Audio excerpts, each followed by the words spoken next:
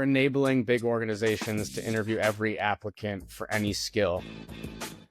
You don't have to look at resumes anymore. You just interview everyone. You vet them with a low stress, pleasant conversation about their skills, and the people with the best skills rise to the top.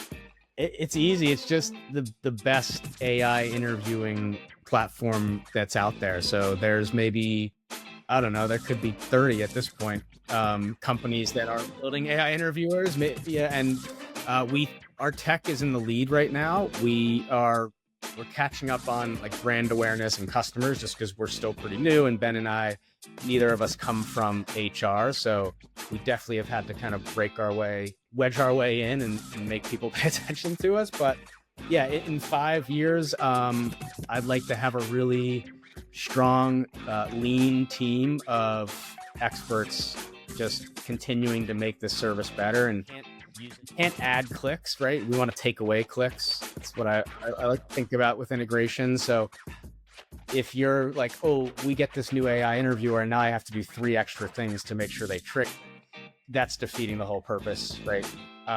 So yeah, those little things go a long way for change management, adoption, the team loving it. And we actually try to make their lives better, right? And their work experience better. Otherwise, what are we doing, right? So that's where we listen. People, anyone that thinks it's easy has not taken it far enough yet. That's all I'll say.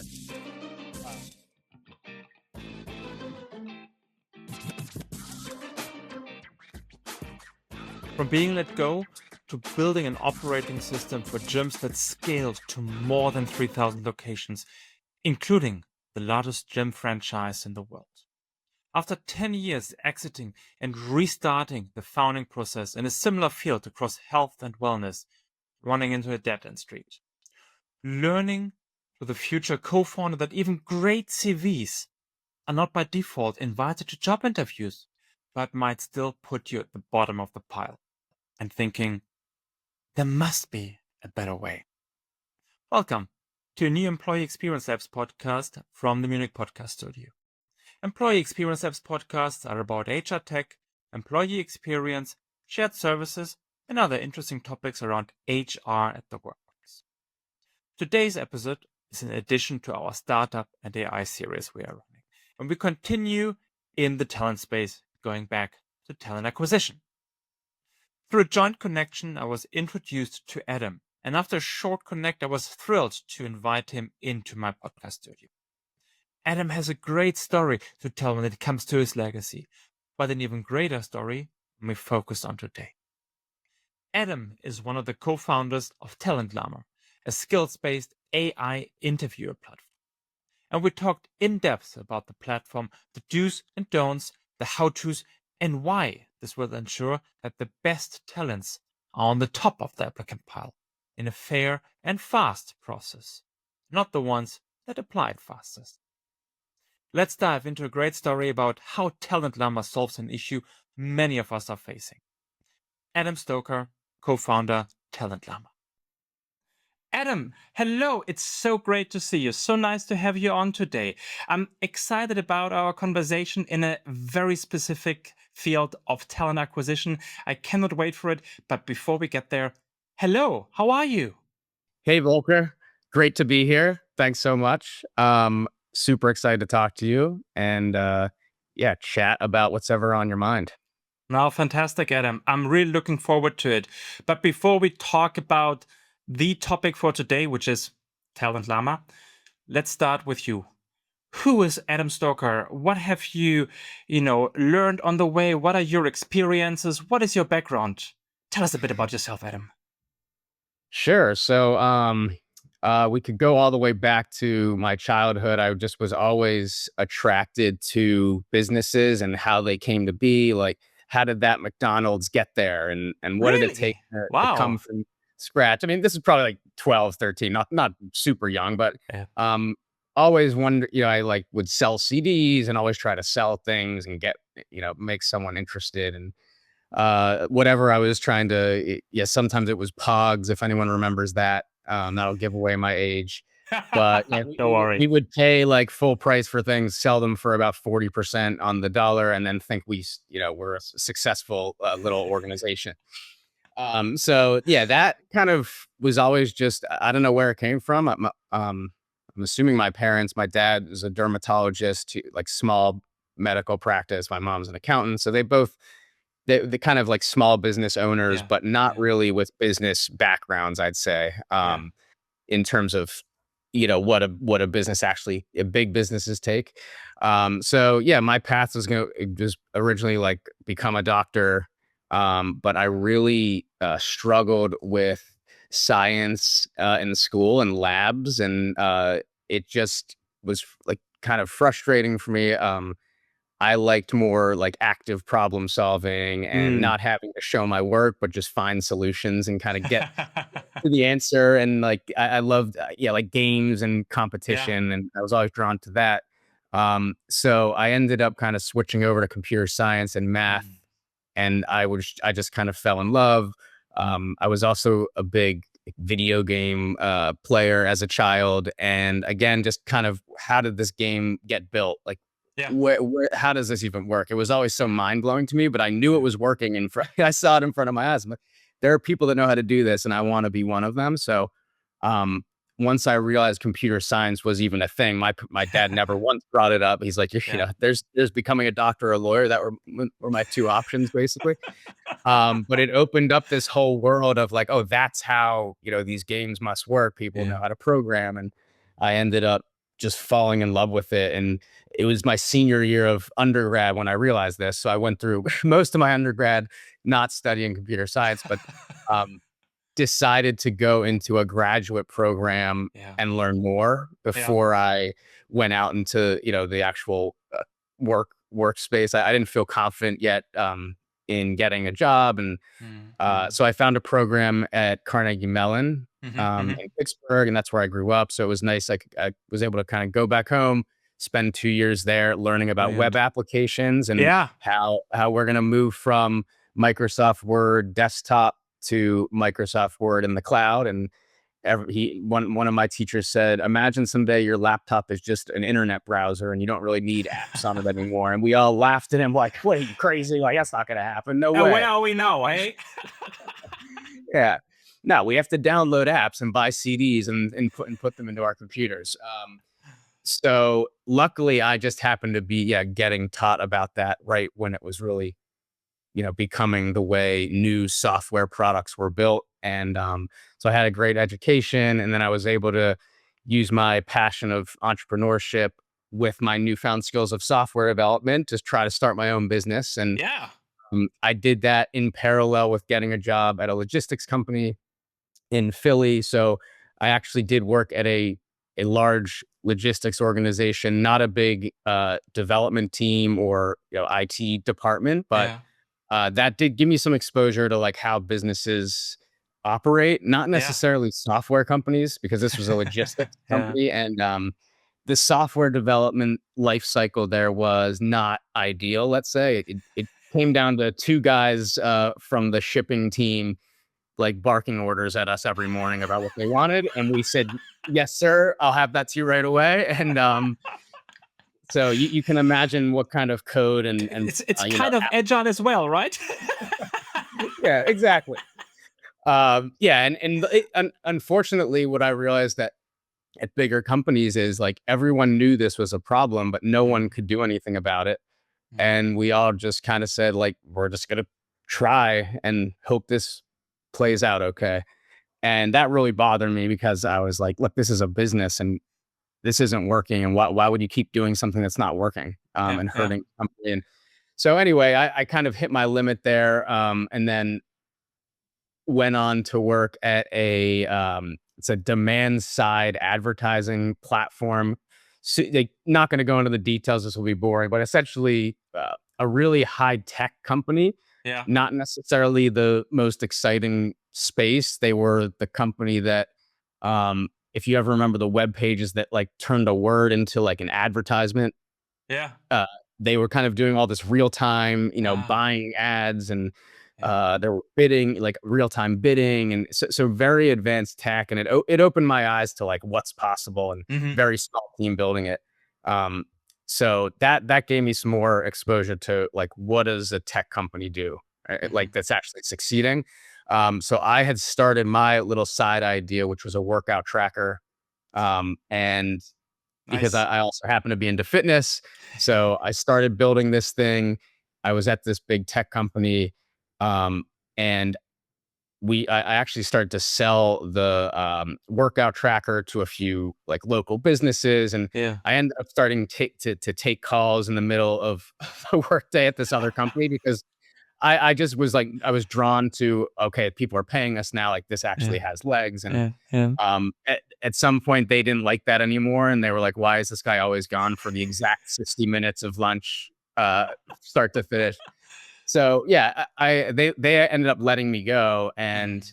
that was it was not great. I wasn't happy about it, but I also said, look, if I'm ever going to make this business work, I should probably put my full Now's the effort time. into it and not have Mm. it be this side thing. So anyway, that's kind of how I started my first company and decided to go all in with it. We ended up 4 years. I essentially was doing it on the side and like trying to Yeah. figure out how to make it into a business, and still needed that full-time salary.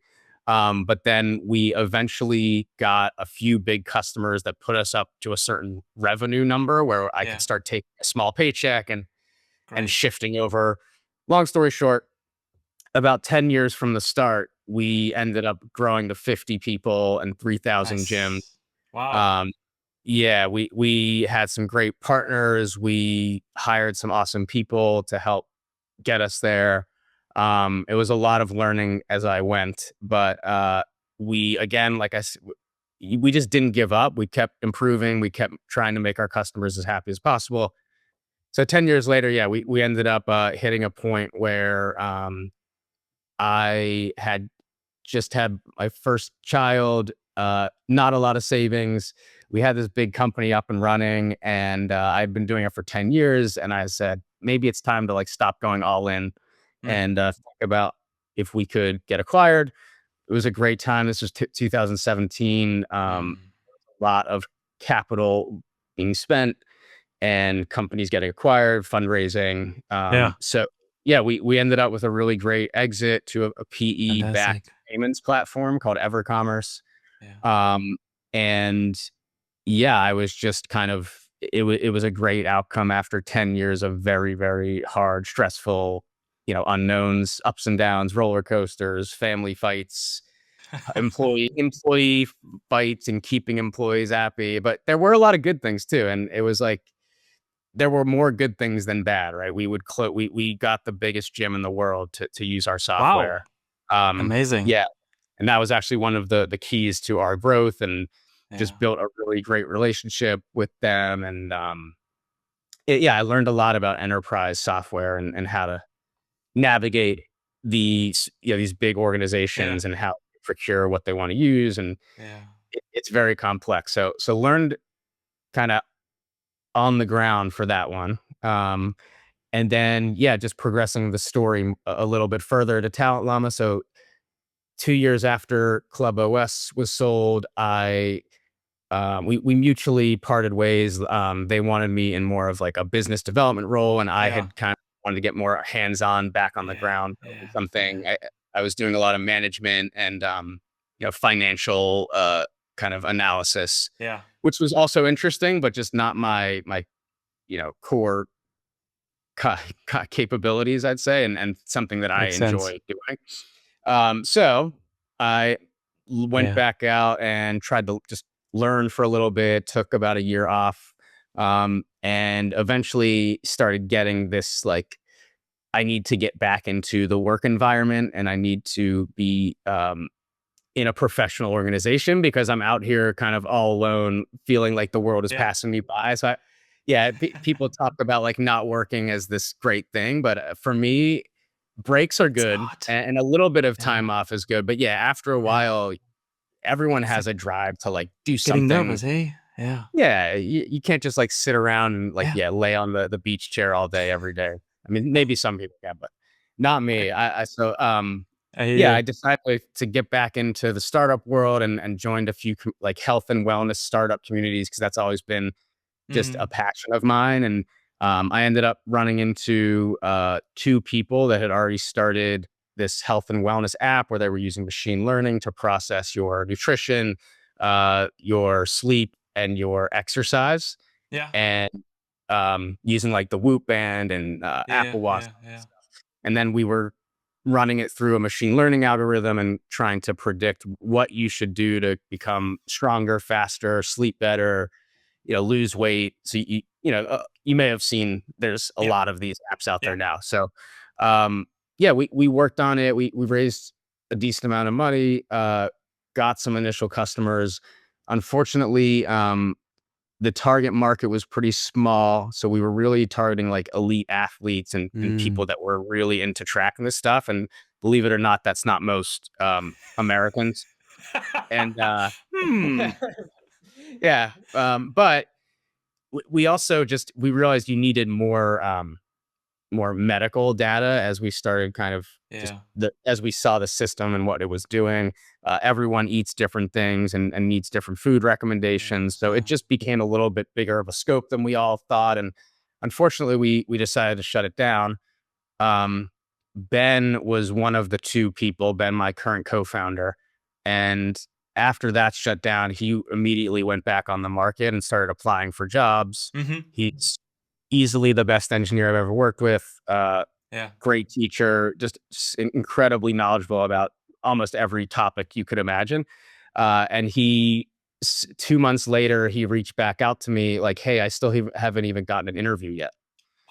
And my mouth just dropped because I was like, "What?" I was like, "How has no one hired Yeah. you? Like, you're really not doing anything yet." So, um, he had a colleague at his past company that he just reached out to and said, like, "What am I doing wrong here?" Yeah. Yeah. And his friend Pat said, "Let me show you. I have 3 job openings for engineers. Let me show you something." Showed him Mm. his ATS, and there were 10,000 applicants for 3 jobs. And we Ouch. realized, yeah, and Ben realized he was just being put at the bottom of a huge backlog of Yeah. applications that were never even getting looked at. And this was at all these big companies that he was applying to that are looking for great talent. And Yeah. Crazy. um, so he's like, I'm going to try to work on this. I'm an engineer. So he whipped up a little prototype of, command line client of a job description and a resume. He Yeah. pasted it in and it started asking questions and calling out past experience in the resume. And um, you could type back an answer and it understood what the answer was. And I was just like, whoa, this is pretty cool. I see you've been busy, Ben. And he's like, what do you think? Do you want to try to start a company around this? And I just said, yes, absolutely. That's exactly what I want to do. Because I had already worked with him for 3 years. We were just, Yeah. yeah, like we're a yin and yang in terms of like coding and product development and just get things done really quickly. And he is just so good at what he does that he makes me way better than I would be on my own. So Yeah. yeah, we've just found this like great kind of work tempo. I handle. I guess we can stop there, and that's kind of like how we've got to TalentLlama. And in November 2023, that's when he showed me the idea, and we actually create. I said like, I'm just going to start create everything. We created the company. We started, Yeah. stepping up the website, and it'll be 2 years in about a month Pretty or soon. 2 years. Yeah. Yeah. So that's Amazing. yeah, that's kind of the background. That's amazing. I mean, that's fantastic. This problem that Ben has identified with his friend there is, yeah, it's unfortunately a typical one, right? And it's really across everywhere. But how how did Ben come to the conclusion like, hey, maybe I built this kind of, interview kind of foundations? How did he get to that thought that this might be, help Yeah. solve that issue? Well, because his colleague was like, I would pay money if I could screen all these 10,000 applicants I have. Yeah. And he's working at as a venture backed, fast growing startup, and they're always hiring. Yeah. It's and that he told that to me, and my entrepreneurial mind said that's a clear case of a customer wanting to pay for something, right? And we should focus on like how do we make him, give him what he wants, right? Yeah. So I think that was the driving force, and Ben, I think, has appreciated my sense of like, yeah, is this something that can make money in the long run? Is this a good business idea? Not just Mm-hmm. like, is this a cool prototype, or is this like a fun little app I made? Yeah. So yeah, I think from my reaction and him just trying to say, how would I like replicate an interview with AI essentially? Yeah. Yeah, we came to that initial idea. That's amazing. And this is, to be honest, Adam, I'm talking to many founders and entrepreneurs, and not often they come truly from the problem. They come from an idea or from a technology, but you really started out like, hey, there is a problem. We identified this problem. We have found someone who is, dealing with that problem, and we can help this person. So if we can help this person, can we help others as well? This is not often that you come from that direction, and that's truly amazing. Many people come like, hey, I have AI, I can do something with AI. Do you have a problem I can solve for you? Yeah, Right? yeah, yeah. I think, I mean, I'd hope if anyone's, paying attention to how startups are successful, I would hope they're starting with what we did, which is, yeah, find Yeah. one customer that is ready to pay, then find five and get 10. And that's how you validate an idea without spending a ton Yeah. of money. Yeah. So yeah, I think so. The other thing is how many other people are already working on your idea. I think like with AI, Mm. everyone like we all have about 10 ideas a day of like, oh, this would be a good idea. We should do this with AI. We should do that with Yeah. AI. Yeah. Yeah. Uh, Other people have those thoughts too. And there are Yeah. actually some companies that have been working on that problem for maybe 3 years already. So I think it's a combination of like, are a ton of other people working on this when you have the idea and Yeah. validating that, and also going one step further and can you get someone to pay you, or at least commit to paying for your idea verbally, and Yeah. from someone you trust, they're being honest with you, right? I think Yeah. that's like number one thing. It is, Adam. I couldn't agree more. But again, not many folks are going there. Not many folks are doing this. In fact, I had one of my recent conversations I had with a VC founder, who's also focused on AI investments, and he was like, I have no idea how many AI ideas I get pitched. But when I ask them, then, so how is this relevant for an enterprise? How is this Yeah. addressing a problem? They are very quickly running out of things to say, because they didn't do the outside in. They didn't figure Hmm. out, is there something in the market? And that's something that you said, when you're in your introduction, when you referred to your first startup. With the first startup, you learned the ins and out of how an enterprise works, right? And how the Yeah. decision process. And I think this is also a pretty important key, that you can talk to these people, and that you can talk their language, understand their language, and get them around your idea, right? Did you feel that this is a difficulty, or did it come natural to you? I think my tr- my my true skill is like connecting non-technical people with very technical people, Yeah. and being that like bridge. So Yeah. when you come into an enterprise, you're going to have both sides of the spectrum, Yeah. right? You're going to have people that understand the high level concepts, but when you start digging in too deep, they're just going to say, look, this isn't my thing. I don't know Yeah. these Yeah. details, right? And then you have the the developers, I'm more of a developer than a Yeah. like someone on the business side if I had to Yeah. lean one way.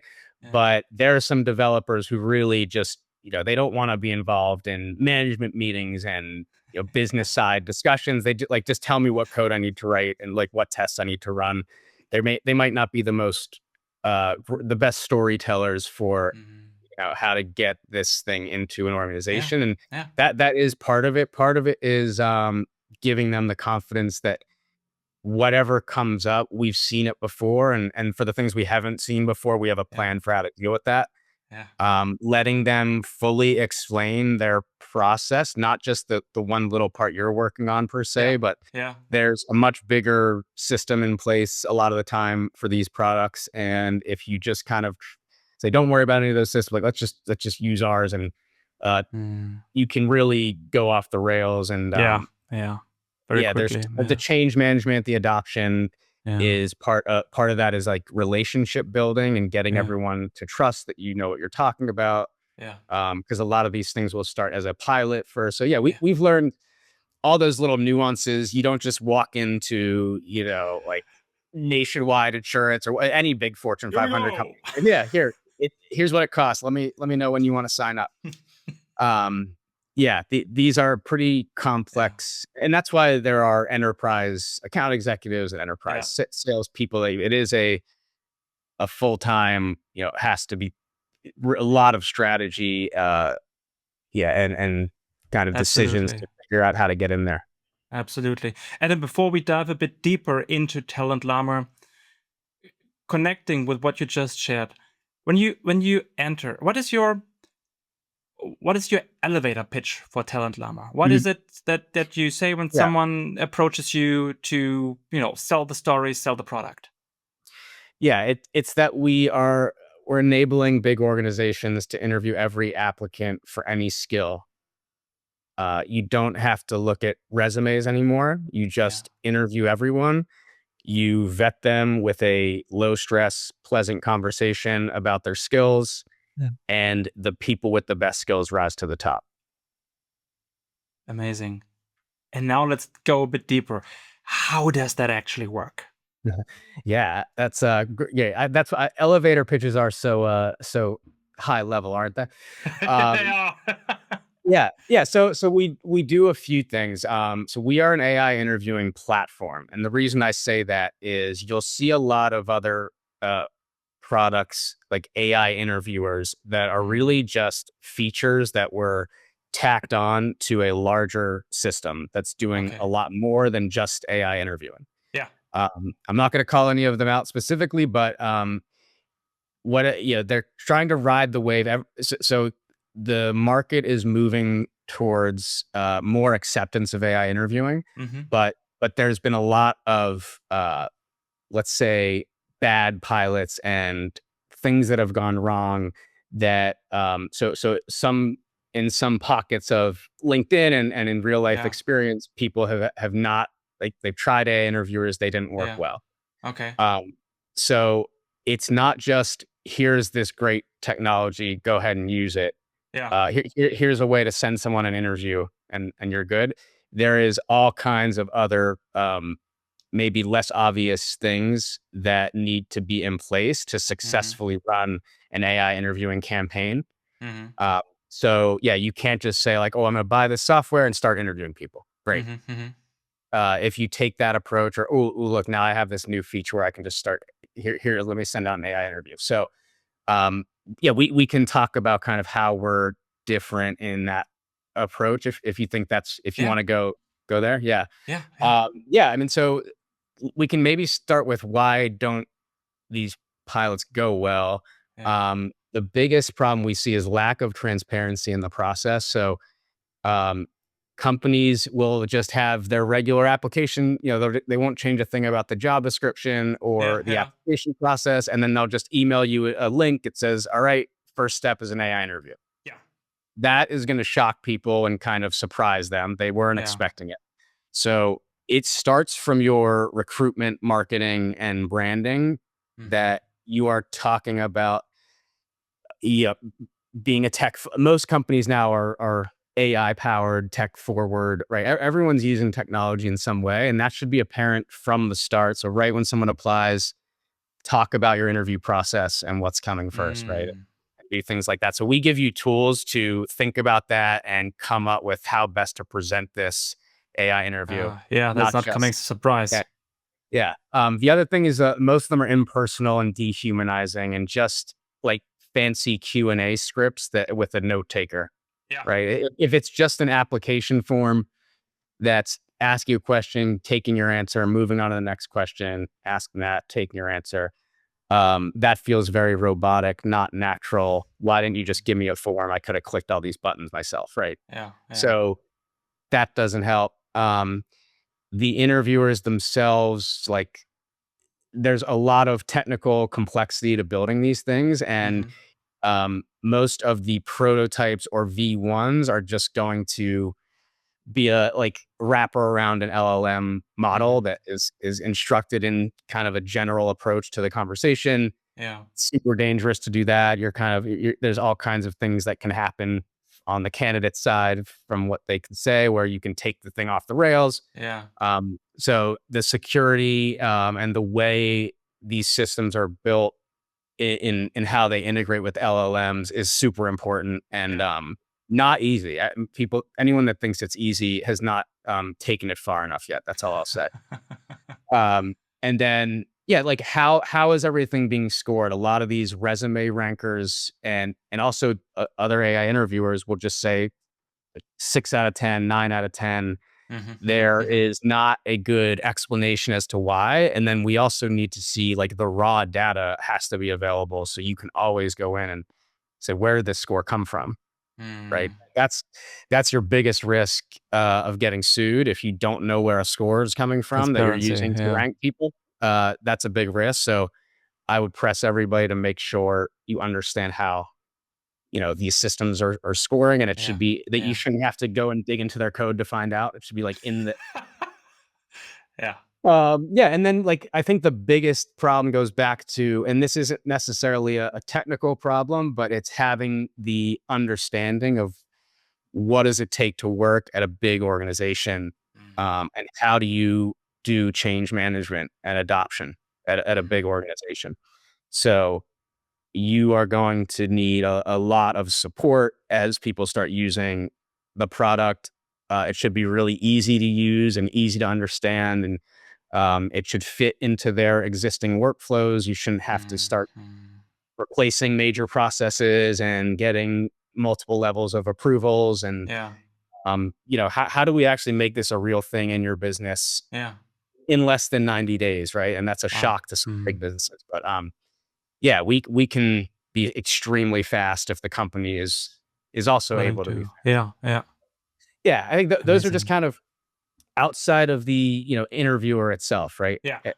There are just a lot of other pieces to think about. There's of course, like SOC 2 and bias auditing. Yes. Yes. We have to actually be secure and keep things private. This is Yeah. somewhat sensitive, scoring on people's profiles. So we obviously have all that. Analytics, insights. We give you, like, how deep have other companies gone with this? We kind of put everything in a dashboard, really easy to see. You can export whatever data you want.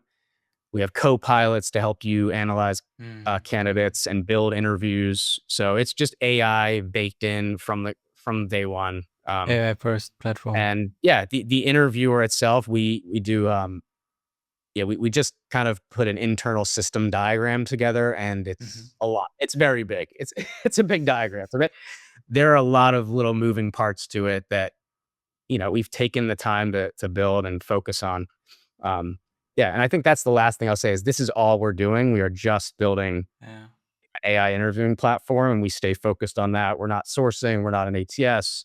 We're not live interview intelligence or live interview note taking. Yeah. It's just that, and I think for any good solution to a problem, the more focus it has and kind of clarity on the space and what we're working on, I think the better Yeah. outcomes you get. Amazing. And when we then drill a bit deeper, Adam, when we think about, a day in the life of a recruiter, how does it fit into the workflow? So there was a posting. It was made clear on the posting how the process will work. The people won't be surprised with an AI interview first. Candidates apply, send in their CVs. What next? Yeah. So historically, you would start reviewing those CVs, right? Yeah. Either manually or with an AI ranking tool. Yeah. And then recruiters would use that to decide who to meet with first, then have a screening, a long, usually 30-minute plus screening where they're Yeah. actually trying to vet some skills that Mm-hmm. their hiring managers told them to vet. Yeah. And yeah, so that's kind of the status quo. Yeah. What we want to do is wipe out that. So everything after the resume is submitted, we're going to send them straight to an interview, every single candidate. So we're not doing any Yeah. Okay. application review before the TalentLlama interview. That's Wow. going to Okay. be how you rank everybody, because that will be based Yeah. on real Yeah. time conversations and not static Yeah. information. And then you take the top people from there, schedule those with your recruiter calls. And now your recruiter calls are about 10 to 15 minutes because there's no skills vetting needed, really. You can review their results, you know where their Yeah. strengths are. You make sure they show up, they put some regular clothes on, maybe get out of their pajamas, and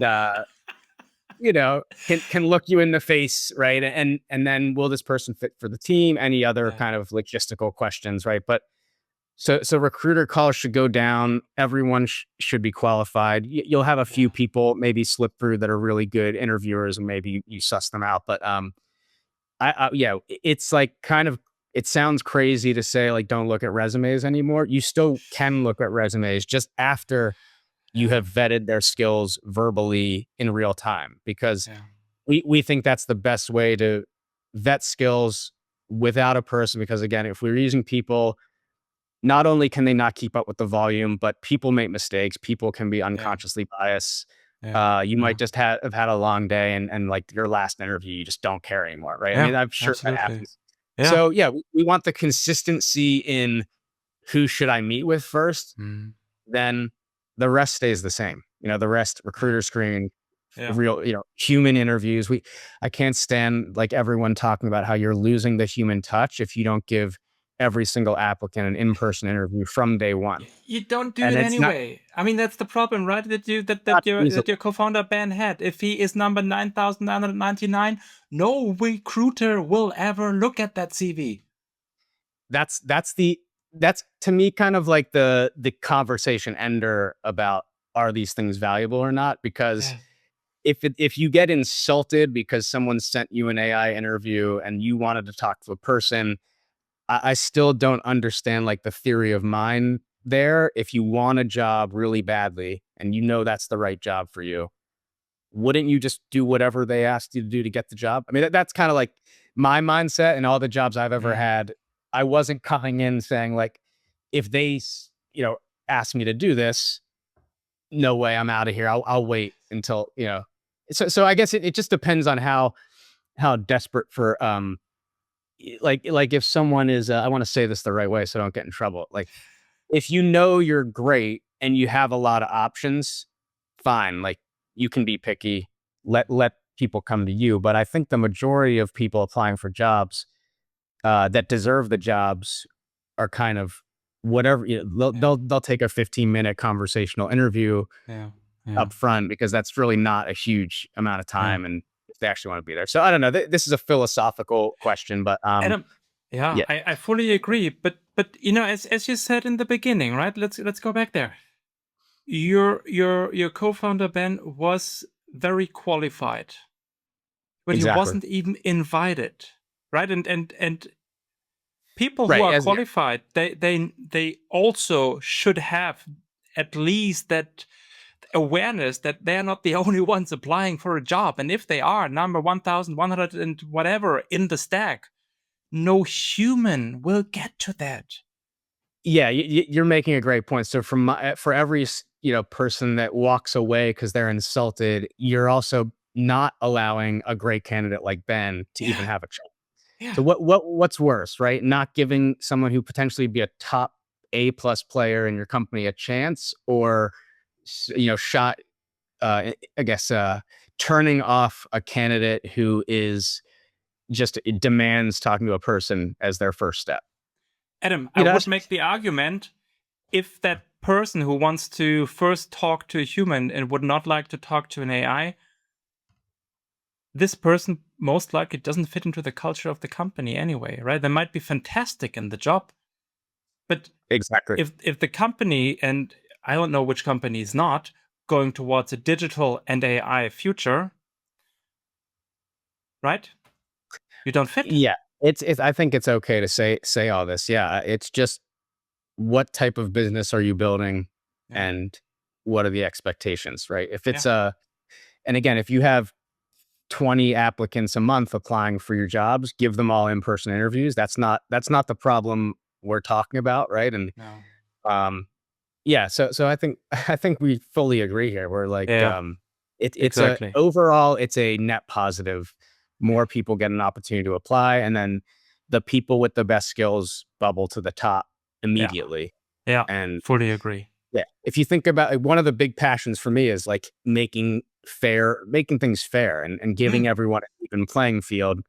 I'm very passionate about that, and I think when it comes to business, I'm very like I don't know straightforward about businesses need skills and the people with skills, and they need people that fit into the environment, Yeah. and that is the number one reason to hire somebody.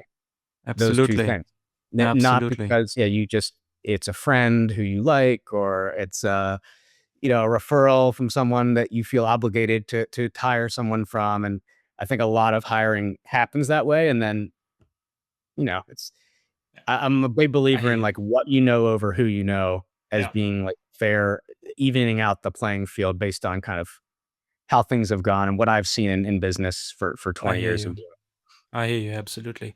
Adam, coming back to the AI interviewers, basically. Um, are those interviewers kind of standard? Can you customize them to your company? How they speak? How do you think about this? Yeah, absolutely. They're all different levels of customization. Hmm. So Hmm. yeah, I think there's different aspects of the experience. So obviously kind of how it looks, the colors, the logos, the fonts.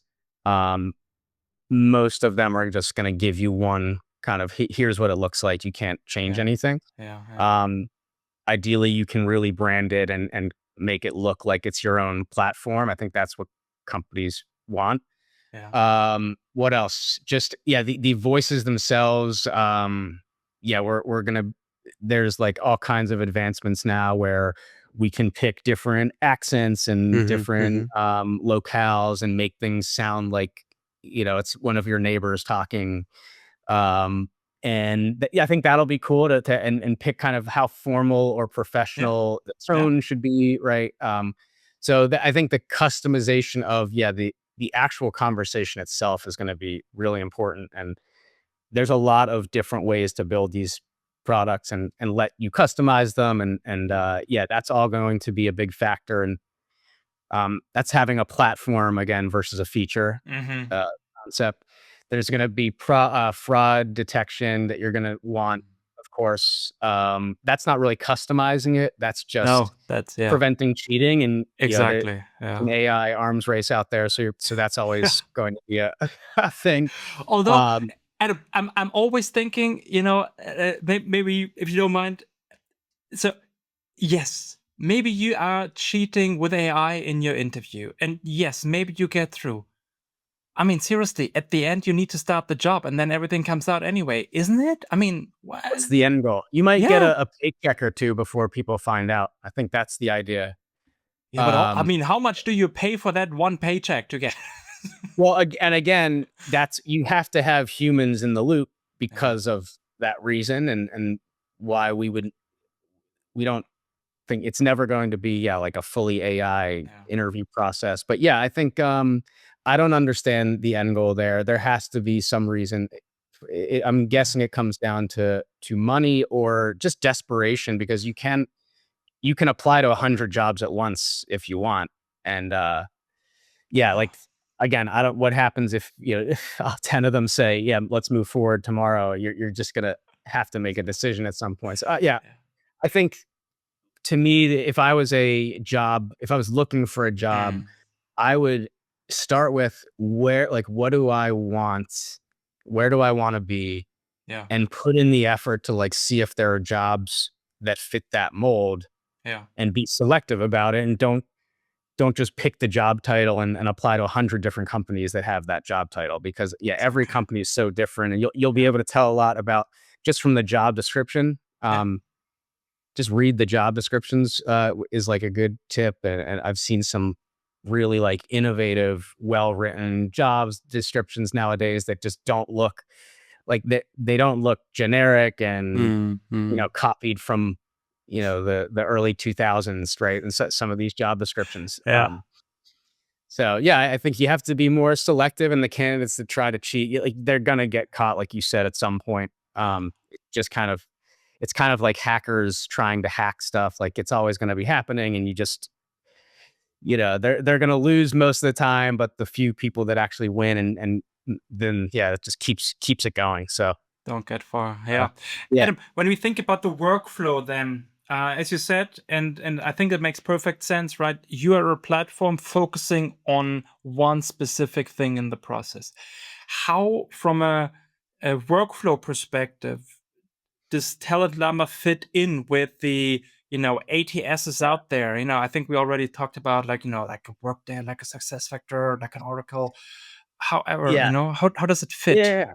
No, that's a great question. Again, both Ben and I have been integration engineers, so we've built integrations with big systems. Yeah. That's the key here. So most big organizations have an ATS, Yeah. HRIS system in place. They're not looking to change those things often, if ever, when they should. Yeah. True. But True. when we talk about like meeting the team where they are, and not like this should not be a big lift for them to start using AI interviews. So what we mean, Hmm. they should literally just be able to pick whatever stage they want from their ATS and say, that's where I want the interview to go to Yeah. happen. And it's a deep two-way sync. So we make sure all relevant data is syncing back and forth between an applicant in our system and an applicant in the ATS system. Results and everything are all pushed back. Every ATS is a little bit different, whereas like how we push results back. So some of them enable our data to be used in like reporting, and you can do some really fancy reporting in your ATS that shows like how the AI interviewer scores played out with candidates Yeah. you hired. Um, Integrating your job posts, skills that you have, skill frameworks, and so that from an integration side, that's kind of where we've built very Hmm. custom integrations too, that are just the speed has to be optimized. Like Hmm. you can't add clicks, right? We want to take away clicks. Yeah. That's what Yeah. Yeah. I like to think about with integration. So if you're like, oh, we get this new AI interviewer, and now I have to do 3 extra things to make sure Yeah. they trigger, that's defeating the whole purpose, right? Mm. Great thinking. So Yeah. yeah, those little things go a long way for change Yeah. management, Yeah. adoption, the team loving it, Yeah. and we actually try to make their lives better, right, and their work experience better. Otherwise, Amazing. what are we doing, right? So Well, that's that's you where are we saying list. this, Adam, but again, that's not what many others are doing. Many others are like, we are a tool. We have, we need to make sure you see me. We need to be sure I have a big place in your workflow. I agree with you, but that's not necessarily the norm out there.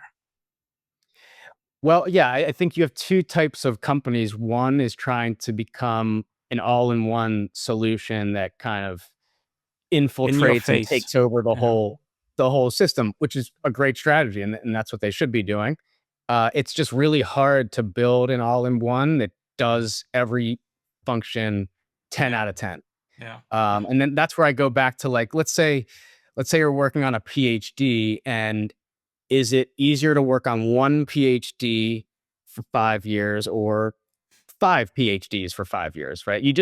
It's another level of scale. It's also an additional level of complexity. And how are all these things going to like unify together within our Yeah. system? And you just end up being slower, harder to innovate, big systems, big amounts of teams and designers. And so it just gets clunky after a certain Yeah. point. I'm a big believer in like doing less, simplicity, and like let's peel off what is really valuable here, Yeah. and let's Yeah. just make sure we can extract all of the value from that thing Yeah. before we start moving on to our next idea or next project. Fully Um, agreed. but yeah, I think when you have a lot of investment money and the capability to hire multiple teams, I think it's certainly possible. I mean, I think, Google, Amazon, like those are companies that really showed how you can scale up, do a lot of different things and make money from various areas, but they all had their core, like, what do they Exactly. They all really come make a from a lot of very money from? specific nucleus. Yeah. And that's where all of that profit came from, to Yeah. try all these new R&D fun Yeah. things, right? Yeah. So they didn't mess around until they were like, some of the biggest companies in the history of the Absolutely. earth. Um, Yeah. so that's just, Adam. yeah, I think as a small company, you have to Yeah. pick your lane and not, dilly dally. You just have to know what your plan is. Yeah. Adam, believe it or not, our conversation is already almost an hour in. I told you Time I would is rant. flying. I want to be conscious of and respectful of the time that you gave me for the conversation. If you don't mind, I have one or two rapid questions and then one or two final questions at the end. Let's do it. We have to talk about AI and two problems that are often coming with it. One is hallucination, and the other one is bias. Especially when you think about, AI interviewing and the direct human interaction with the AI and the result there. How do you mitigate for those two topics? Sure. Well, bias is pretty straightforward. We just have a third party audit all of the sensitive points of the Yeah. product, and there are companies like Fair Now, who we've used, just like a Vanta or another company that might audit you for SOC 2, Yeah, and yeah, you yeah, can statistically prove that your system is consistent across different names. We have no gender, or we have no demographic information in our system at all. But if you did, smart. you could also Yeah, use them to show, like, no matter yeah, what this profile is. Yeah. So that's on the bias. And then the hallucination, again, this is where uh, buyers should be really careful about these products, because it isn't always obvious, but you have to have an orchestration layer around your AI, your LLM yeah, functionality. And a lot of companies are just like plugging directly into LLM APIs and using that. So you'll have way more hallucinations, going off the rails, responding with things that your mouth is going to drop. yeah, And yeah, so again, this isn't something that you can vibe code. You have to understand how the architecture for how to build an orchestration engine works, and also be able to actually, implement that and yeah. confidently roll it out in a bigger system. So yeah, that's what I would say. It's like, and that wasn't a short answer, but hopefully that answered the question. It Speed did, round, Adam. speed Thank round. Come you. on. It did. Thank you. Now, if we TalentLlama is in existence for almost 2 years now. Um, since when are you live? How many clients do you have? Yeah, so we've worked with over 100 businesses to Wow. date. Yeah, and we're most of the biggest successes we've had have been with larger organizations, so Yeah. 500 plus businesses. We have a bunch of like staffing and I'd say niche recruiting teams in Mhm. specific markets that are using it. But yeah, we're like, lots of great conversations right now. Fortune 500 companies. It takes a while to break in at some of these big organizations. So Yeah. um, yeah, tons of names I would love to drop, but I don't want to talk about them until, Don't the worry. deal is Yeah. signed. Yeah. But yeah, so I'd say, and we're adding people to the team. We are going to all the events. We are trying to meet with the real thought leaders and influencers in the Yeah. space. Make sure we are keeping our ears on the ground and Yeah. understand not only what's happening right now, what's coming next. Yeah. So yeah, And talking building. about Adam, talking about what's coming next. 2 years now in, where do you want to be at the 5 year mark of TalentLlama? It's easy. It's just the best AI interviewing platform that's out there. So there's maybe, I don't know, there could be 30 at this point. companies that are building AI interviewers. And our tech is in the lead right now. We're catching up on like brand awareness and customers just because we're still pretty new. And Ben and I, neither of us come from HR, so we definitely have had to kind of wedge our way in and make people pay attention to us. But yeah, in 5 years, I'd like to have a really strong, lean team of experts just continuing to make this service better and Amazing. there'll be new models and new, things that we can have access to as this goes on, and always being ready to leverage that latest tech in a safe and well-tested way, and keeping the quality and the scalability as a premium for us as we get bigger. Brilliant. Thank you so much, Adam. It was a fantastic conversation. I'm truly excited. I'm pretty sure everyone who was listening is also pretty excited about it. What I will make sure is that everything is linked in the show notes, that people can jump directly to your webpage when they listen to the podcast or watch it on YouTube. But Adam, thank you so much. That was really a fantastic conversation, really exciting.